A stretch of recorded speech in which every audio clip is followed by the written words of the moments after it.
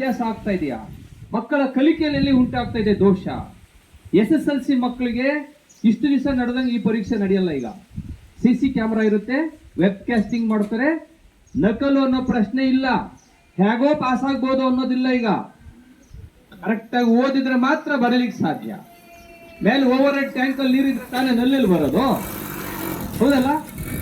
ಮೇಲೆ ಟ್ಯಾಂಕ್ ಅಲ್ಲಿ ನೀರಿದ್ರೆ ತಾನೇನಪ್ಪ ನಲ್ಲಿ ಬರೋದು. ಮಕ್ಕಳ ಮೆದುಳಲ್ಲಿ ವಿಷಯಾಂಶಗಳು ಸ್ಟೋರ್ ಆದ್ರೆ ಪರೀಕ್ಷೆಯಲ್ಲಿ ಬರೀಲಿಕ್ಕೆ ಸಾಧ್ಯ ಆಗುತ್ತೆ. ಆ ಪರೀಕ್ಷೆಯಲ್ಲಿ ಬರಿಬೇಕು ಅಂತ ಹೇಳಿದ್ರೆ ಇಲ್ಲಿ ಸ್ಟೋರ್ ಮಾಡ್ಕೊಳ್ಬೇಕು, ಚೆನ್ನಾಗಿ ಓದ್ಬೇಕು.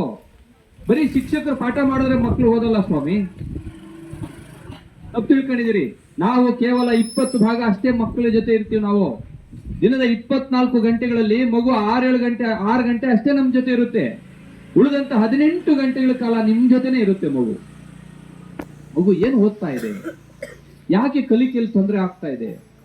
ತಂದೆ ತಾಯಿ ನಿಮ್ ಪಾಡಿ ನೀವು ಕೆಲ್ಸಕ್ಕೆ ಹೋಗ್ಬಿಡ್ತೀರಿ. ತಾಯಿ ಗಾರ್ಮೆಂಟ್ಸ್ಗೆ ಹೋಗ್ತದೆ ಅಥವಾ ಬೇರೆ ಕೆಲ್ಸಕ್ಕೆ ಹೋಗುತ್ತೆ, ತಂದೆ ಒಂದು ಗಾರೆ ಕೆಲ್ಸಕ್ಕೆ ಹೋಗ್ತಾರೆ. ಮಕ್ಕಳನ್ನ ನೋಡೋರು ಯಾರು? ಮಕ್ಕಳ ಯೋಗಕ್ಷೇಮ ವಿಚಾರಿಸೋರು ಯಾರು? ಕನಿಷ್ಠ ಪಕ್ಷ ಮಗು ಮನೇಲಿದ್ದಾಗ ಏನಪ್ಪ ಇವತ್ತೇನ್ ಕಲಿತೆ ಅಂತ ಎಷ್ಟು ಮಂದಿ ಹೇಳ್ತೀರಿ ನೀವು ಮಕ್ಕಳಿಗೆ? ಎಷ್ಟು ಮಂದಿ ಕೇಳ್ತೀರಿ ನೀವು? ಯಾಕೆ ಕೇಳಲ್ಲ?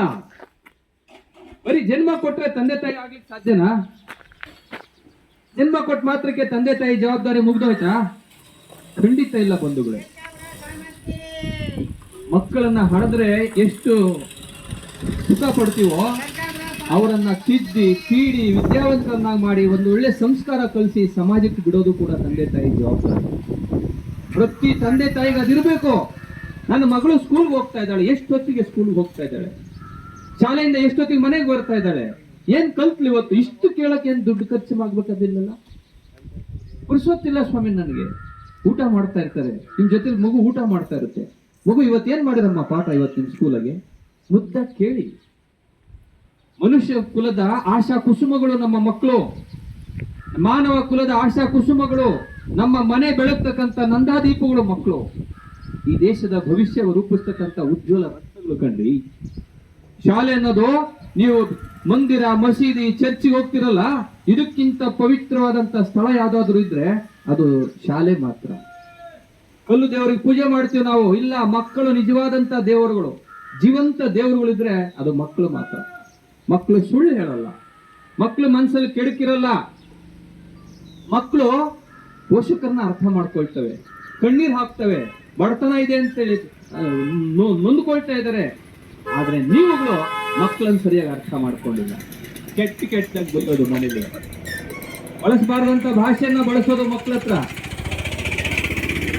ಇಟ್ಟು ಹೊಡೆಯೋದು, ಹೊಡೆದು ಬಡ್ದು ಕಲಿಸುವಂತ ಕಾಲ ಅಲ್ಲ ಸ್ವಾಮಿ ಇದು. ಮಕ್ಕಳಿಗೆ ದಯವಿಟ್ಟು ಹೊಡಿಬೇಡಿ. ಅವರಿಗೆ ನವಿರಾಗಿ ಹೇಳಬೇಕು. ಎಲ್ಲಿ ಮಕ್ಕಳಿಗೆ ಅಕ್ಕರೆ, ಅನ್ನ, ಅಕ್ಷರ ನಾವು ಕೊಡಲ್ವೋ ಆ ಮಕ್ಕಳು ಸಮಾಜ ಘಾತುಕ ಶಕ್ತಿಗಳಾಗ್ತಾರೆ, ದುಶ್ಚಟಗಳಿಗೆ ಬಲಿ ಆಗ್ತಾ ಇದ್ದಾರೆ. ಚಿಕ್ಕ ವಯಸ್ಸಿಗೆ ಪಾನ್ ಪರಾಗ್ ಗುಟ್ಕಾಕ್ಕೆ ಬಲಿ ಆಗ್ತಾರೆ. ಇದರಿಂದ ಯಾರಾದ್ರೂ ಗಿನ್ನಿಸ್ ರೆಕಾರ್ಡ್ ಮಾಡೋರ? ಹೇಳ್ರಪ್ಪ, ಇಷ್ಟು ಜನ ಕೂತಿದ್ದೀರಾ, ಕುಡಿದು ಯಾರಾದ್ರೂ ರೆಕಾರ್ಡ್ ಮಾಡಿದ್ರೆ ನೋಡಿದೀರಾ? ಪಾನ್ ಪರಾಗ್, ಬಿಡಿ, ಸಿಗರೇಟ್ ಸೇರಿ ಯಾರ ದೇಶ ಉದ್ಧಾರ ಆಗೈತಾ? ಇಲ್ಲ. ಆರೋಗ್ಯ ಹಾಳಾಗುತ್ತೆ, ಶ್ವಾಸಕೋಶಗಳು ಹಾಳಾಗುತ್ತೆ, ಶ್ವಾಸನಾಳಗಳು ಬ್ಲಾಕ್ ಆಗ್ತವೆ, ರಕ್ತ ಸಂಚಾರ ಕಡಿಮೆ ಆಗುತ್ತೆ, ಜೀರ್ಣಕ್ರಿಯೆ ಕಡಿಮೆ ಆಗುತ್ತೆ, ಎಲ್ಲ ಕಾಯಿಲೆಗಳು ಒಟ್ಟಿಗೆ ಒಕ್ಕರಿಸ್ಕೊಳ್ತಾರೆ, ಬೇಗ ಸತ್ತೋಗ್ತಾನೆ ಮನುಷ್ಯ. ದಯವಿಟ್ಟು ಒಳ್ಳೆ ಅಭ್ಯಾಸಗಳನ್ನ ರೂಢಿಸ್ಕೊಳ್ಳಿ. ಮಕ್ಕಳಿಗೆ ಮನೆಯಲ್ಲಿ ಓದುವ ಪರಿಸರವನ್ನ ನಿರ್ಮಾಣ ಮಾಡಿ, ಓದ್ಲಿಕ್ಕೆ ಬಿಡಿ. ಮಕ್ಕಳಿಗೆ ಸ್ವಲ್ಪ ಗಮನಿಸಿ. ಇದೇ ಬೇವನಲ್ಲಿ 2 ಮಕ್ಕಳು ಡ್ರಾಪ್ ಔಟ್ ಆಗಿದ್ದಾರೆ, ಸ್ಕೂಲ್ ತಪ್ಪಿಸ್ಕೊಂಡಿದ್ದಾರೆ, ತಿಂಗಳುಗಟ್ಟಲೆ ಸ್ಕೂಲ್ ತಪ್ಪಿಸ್ಕೊಂಡಿದ್ದಾರೆ. ಯಾರಾದ್ರೂ ಕೇಳಿದಿರಾ ನೀವು? ಸರ್ ನಾವೇ ಕೇಳೋಣ ಸರ್, ಅವ್ರ ಎತ್ತವ್ರಿಗೆ ಇಲ್ಲ ಜವಾಬ್ದಾರಿ, ನಾವೇ ಕೇಳೋಣ ಸರ್ ಅಂತೀರಿ. ನಾವು ವಿದ್ಯಾರ್ಥಿಗಳಾಗಿದ್ದಾಗ ಒಂದಿನ ಸ್ಕೂಲ್ ತಪ್ಪಿಸ್ಕೊಂಡ್ರೆ ಜುಟ್ಟು ಹಿಡ್ಕೊಂಡು ದರ ಹೇಳ್ತಾ ಬರೋರು ಮೇಷ್ಟ್ರ ಹತ್ರ. ಬಿಡ್ರಿ ಮೇಷ್ಟ್ರು, 2 ಬಿಡ್ರಿ ಇವನಿಗೆ ಅನ್ನೋರು. ನಮ್ಮ ಪೇರೆಂಟ್ಸ್ ಯಾರು ಮಾತಾಡ್ತಿರ್ಲಿಲ್ಲ, ನನ್ನ ಮಗ 12 ಹೊಡಿರಿ ಅನ್ನೋರು. ಇವತ್ತು ಎಷ್ಟು ಜನ ಮಾಡ್ತಿದ್ದೀರಿ? ಮಕ್ಕಳು ಬೀದಿಲಿ ಓಡಾಡ್ತಿರ್ತಾರೆ. ಬಡ್ದು ಕಲಿಸುವಂತ ಕಾಲ ಅಲ್ಲ ಇದು. ಕನಿಷ್ಠ ಪ್ರಜ್ಞೆ ನಿಮಗಿರ್ಬೇಕು. ದುಡ್ಡಿನಲ್ಲಿ ಒಂದು ಹುಡುಗ, ದೇವನಹಳ್ಳಿ ಒಂದು ಮಗು ಶಾಲೆ ತಪ್ಪಿಸ್ಕೊಳ್ತಾ ಇದೆ ಅಂದ್ರೆ, ಯಾಕೋ ಸ್ಕೂಲ್ ತಪ್ಪಿಸ್ಕೊಂಡಿದ್ಯಾ ಅಂತ ಕೇಳೋ ಔದಾರ್ಯ ನಿಮಗೆ ಬರ್ಬೇಕು. ಇದು ಎಲ್ಲಿವರೆಗೆ ಸಮಾಜದಲ್ಲಿ ಇದು ಬರೋದಿಲ್ಲ ಅಲ್ಲಿವರೆಗೂ ಖಂಡಿತ ಉದ್ಧಾರ ಆಗಲ್ಲ. ನೋಡಿ, ಒಂದು ಮಗು ಒಳ್ಳೇದಾಯ್ತು ಅಂತ ಹೇಳಿದ್ರೆ, ಒಬ್ಬ ವ್ಯಕ್ತಿ ಒಳ್ಳೆಯವನಾದ್ರೆ ಒಂದು ಮನೆ ಒಳ್ಳೇದಾಗುತ್ತಮ್ಮ. ಒಂದು ಮನೆ ಒಳ್ಳೇದಾಗುತ್ತೆ. ಒಂದು ಮನೆ ಒಳ್ಳೇದಾಯ್ತು ಅಂತ ಹೇಳಿದ್ರೆ ಒಂದು ಊರು ಒಳ್ಳೇದಾಗುತ್ತೆ. ಒಂದು ಊರಾದ್ರೆ ಒಂದು ತಾಲ್ಲೂಕು ಚೆನ್ನಾಗಾಗುತ್ತೆ. ಒಂದು ತಾಲ್ಲೂಕು ಒಳ್ಳೇದಾದ್ರೆ ಒಂದು ಜಿಲ್ಲೆ ಒಳ್ಳೇದಾಗುತ್ತೆ. ಒಂದು ಜಿಲ್ಲೆ ಒಳ್ಳೇದಾದ್ರೆ ಇಡೀ ರಾಜ್ಯ ಒಳ್ಳೇದಾಗುತ್ತ್ರಿ. ಆ ರಾಜ್ಯ ಒಳ್ಳೇದಾಯ್ತು ಅಂತ ಹೇಳಿದ್ರೆ ರಾಷ್ಟ್ರ ನಿರ್ಮಾಣ, ದೇಶ ತನ್ನಷ್ಟಕ್ಕೆ ತಾನೇ ಅಭಿವೃದ್ಧಿ ಆಗುತ್ತೆ.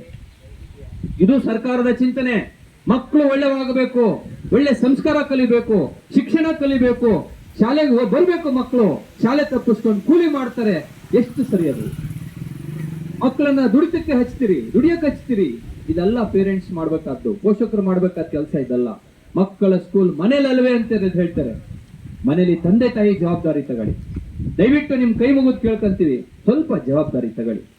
ನೀವು ದುಡ್ಡು ಕೊಡಬೇಡಿ, ಇಲಾಖೆನೇ ಕೊಡ್ತಾ ಇದೆ ನಿಮಗೆ, ನಾವೇ ಕೊಡ್ತಾ ಇದೀವಿ, ಸರ್ಕಾರನೇ ಕೊಡ್ತಾ ಇದೆ. ಮಕ್ಕಳಿಗೆ ಕೋಟ್ಯಾಂತರ ರೂಪಾಯಿ ಹಣ ಖರ್ಚು ಮಾಡ್ತಾ ಇದೆ. ಅದು ನಿಮ್ಮ ಹಣ. ನಿಮ್ಮ ಮಕ್ಕಳು ಶಾಲೆಗೆ ಬರಬೇಕು. ಶಾಲೆ ಬಿಟ್ಟರೆ ನೋಡಿ, 8 ಪೀರಿಯಡ್ ಪಾಠ ಮಾಡ್ತೀವಿ ನಾವು. ನಮ್ಮ ಮೇಷ್ಟ್ರುಗಳು 8 ಪೀರಿಯಡ್ ಪಾಠ ಮಾಡ್ತಾರೆ. 1 ತಿಂಗಳು ತಪ್ಪಿಸ್ಕೊಂಡ್ರೆ ನೋಡ್ರೆ ಎಷ್ಟು ಪಾಠ ಲಾಸ್ ಆಯ್ತು. 100 ರೂಪಾಯಿ ಲಾಸ್ ಆದ್ರೆ ನೀವು ಕೆಂಡ ತುಂಡವಾಗಿ ಬೀಳ್ತೀರಿ. ನನಗೆ 100 ರೂಪಾಯಿ ಲಾಸ್ ಆಗ್ಬಿಡ್ತು ಅಂಗಡಿಗೆ. 1,000 ರೂಪಾಯಿ ಅಡಿಕೆ ಲಾಸ್ ಆಯ್ತು ಅಂತ ಹೇಳ್ತೀರಿ. ಕೋಟಿ ಲಾಸ್ ಆಗ್ತಾ ಇದೆ ಇಲ್ಲಿ ನಿಮಗೆ. ಒಬ್ಬ ವಿದ್ಯಾರ್ಥಿ, ಒಬ್ಬ ಇಂಜಿನಿಯರ್ ಆದ್ರೆ ಫಾರಿನ್ ಅಲ್ಲಿ ಸಂಬಳ ಎಷ್ಟು ಗೊತ್ತೇ ನಮ್ಗೆ? ತಿಂಗಳಿಗೆ 10 ಲಕ್ಷ, 8 ಲಕ್ಷ ಹಣ. ಯೋಚನೆ ಮಾಡ್ಕೊಳ್ಳಿ, ನಿಮ್ಮ ಮಗ ಒಬ್ಬ ಡಾಕ್ಟರ್, ಇಂಜಿನಿಯರ್ ಆದ್ರೆ ಹೆಂಗಿರುತ್ತೆ ಜೀವನ? ಈಗಿಂದ ಯೋಚನೆ ಮಾಡಬೇಡಿ ಬಸವರಾಜು, ಯೋಚನೆ ಮಾಡಬಾರ್ದು. ಮಕ್ಕಳಿಗೆ ಒಳ್ಳೆ ಶಿಕ್ಷಣ ಕೊಡ್ಬೇಕು. ನೀವು ಕಷ್ಟ ಪಡ್ತೀರಿ, ಮಗಳ ಮುಂದೆ ಕೂತ್ಕೊಳ್ಳಿ. ಏನ್ ಮಗ ಇವತ್ತೇನು ಹೇಳ್ಕೊಟ್ಟವ್ರ ಮೇಷ್ಟ್ರು, ಹೇಳೋ ಒಂಚೂರು ಅಂತ ಹೇಳಿ, ಅಷ್ಟು ಸಾಕು. ಎಲ್ಲ ಮಕ್ಕಳು ದಾರಿಗೆ ಬರ್ತಾರೆ. ಅನಾವಶ್ಯಕವಾಗಿ ನೀವು ಸ್ಕೂಲ್ ಹತ್ರ ಬರ್ತೀರಿ. ಸರ್, ನನ್ನ ಮಗನ್ ಕಳಿಸಿ ಇವತ್ತು ಅಂತ. ಇನ್ನು ಮುಂದೆ ಹೇಳ್ತಾ ಇದೀನಿ, ನೀವು ಸ್ಕೂಲ್ ಹತ್ರ ಬಂದ್ರೆ ಮಕ್ಕಳನ್ನ ಯಾವುದೇ ಕಾರಣಕ್ಕೂ ನಾನು ಕಳ್ಸಲ್ಲ. ಸಂಜೆ 4:15 ಆದ್ರೂ ಕಳ್ಸಲ್ಲ. ಮೊನ್ನೆ ಒಂದು ಇನ್ಸಿಡೆಂಟ್ ಆಗಿದೆ, ಗೊತ್ತಾ ನಿಮ್ಗೆ? ನೋಡ್ರಿ, ಇಂಥವಾಗ್ತವೆ. ನನ್ನ ಅಣ್ಣ ಕಳ್ಸ್ಕೊಡಿ ಅಂತ ಹೇಳಿ ಹೋಗಿದ್ದಾನೆ ಸ್ಕೂಲ್ ಹತ್ರಕ್ಕೆ. ಯಾವ್ದೋ ಮಗುನ್ ಕರ್ಕೊಂಡು ಹೋಗಿದ್ದಾನೆ. ನೋಡಿ, ಎಂತೆಂತ ಘಟನೆಗಳಾಗ್ತವೆ. ಬಾಲ್ಯ ವಿವಾಹಗಳಾಗ್ತಾ ಇದಾವೆ ನಿಮ್ ಭಾಗದಲ್ಲಿ. ಚಿಕ್ಕ ಮಕ್ಕಳು ಓಡೋಗ್ತಾರೆ, ಮದುವೆ ಆಗ್ತವೆ. ಒಂದ್ ಸಣ್ಣ ಕರು ತಂದು ನೊಗ ಇಟ್ಟು ಹೊಲ ಉಳು ಅಂದ್ರೆ ಉಳುತ್ತೇನ್ರಿ? ಆಗುತ್ತೆ ನಮ್ಮ? ಆಗಲ್ಲ. ಯಾಕೆ ಹೇಳು? ಅಷ್ಟು ಪುಷ್ಟವಾಗಿ ಬೆಳೆದಿಲ್ಲ, ದೇಹ ಬೆಳೆದಿಲ್ಲ, ಅದಕ್ಕೆ ಮಾನಸಿಕವಾಗಿ ಪ್ರಬುದ್ಧ ಆಗಿಲ್ಲ. ಅಂತ ಚಿಕ್ಕ ಮಕ್ಕಳು ಸಂಸಾರಕ್ಕೆ ಬಲಿ ಆಗ್ತಾ ಇದಾರಲ್ಲ, ವಿವಾಹಕ್ಕೆ ಬಲಿ ಆಗ್ತಾ ಇದಾರಲ್ಲ, ನಿಮ್ಗೆ ಯಾರಿಗೂ ಕಾಳಜಿನೇ ಇಲ್ವಾ? ತಂದೆ ತಾಯಿಗೆ ತಿಳಿ ಹೇಳ್ರಿ. ಅವ್ರಿಗೆ 18 ವರ್ಷ ಆಗ್ಬೇಕು, 20 ವರ್ಷ ಆಗ್ಬೇಕು, ಮದುವೆ ಮಾಡಿ ಒಂದು ಸಮಾಧಾನ ಮಾಡ್ಕ. ಮೊದ್ಲು ಮಕ್ಕಳು ಓದಿಸು ಅಂತ ಎಷ್ಟು ಮಂದಿ ಹೇಳ್ತೀರಿ ನೀವು? ಆದ್ರಿಂದ ದಯವಿಟ್ಟು ನಿಮ್ಮಲ್ಲಿ ಕೈ ಮುಗಿದು ಕೇಳ್ಕೊಳ್ತೀವಿ, ಈ ಜಗಲಿ ಕಟ್ಟೆ ಇವತ್ತು ಅಶ್ವತ್ಥನ ಕಟ್ಟೆ ನಿಮಗೆ ಸಾಕ್ಷಿ ಆಗಬೇಕು.